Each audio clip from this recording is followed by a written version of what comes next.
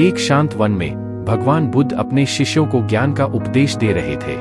उनके चारों ओर पेड़ों की पत्तियां हवा में सरसरा रही थीं और पक्षियों का कलरव सुनाई दे रहा था। शिष्यों की आंखों में जिज्ञासा और उत्सुकता झलक रही थी। एक शिष्य आगे बढ़ा और पूछा, भगवान, जीवन का लक्ष्य क्या है? हम यहाँ क्यों हैं?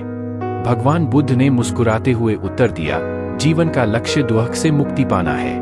हम यहाँ सीखने के लिए, बढ़ने के लिए और ज्ञान प्राप्त करने के लिए हैं। यह ज्ञान ही हमें दुख के चक्र से मुक्त कर सकता है। उन्होंने आगे कहा, दुख का कारण हमारा मोह, हमारा अज्ञान है। हम चीजों को स्थायी समझते हैं, जबकि वे क्षणभंगुर हैं। जब हम इस सत्य को समझ लेते हैं, तो हम मोह त्याग सकते हैं और दुख से मुक्त हो सकते हैं। इस उत्तर से शिष्यों का मन रोशन हो गया।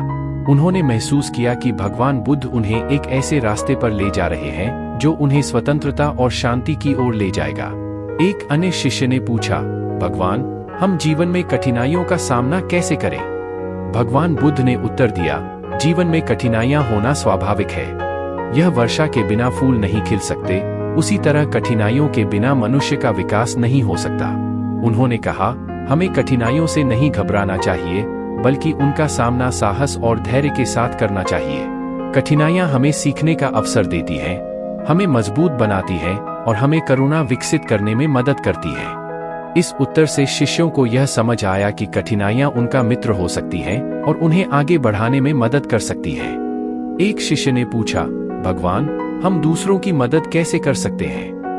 भगवान बुद्ध ने उत्तर दिया, दूसरों की मदद करना ही सच्ची खुशी का मार्ग है। जब हम दूसरों के दुख को कम करते हैं, तो हम अपना भी दुख कम करते हैं। उन्होंने कहा, हम करुणा का अभ्यास कर सकते हैं, दूसरों के प्रति दयालु हो सकते हैं और उनकी सहायता कर सकते हैं।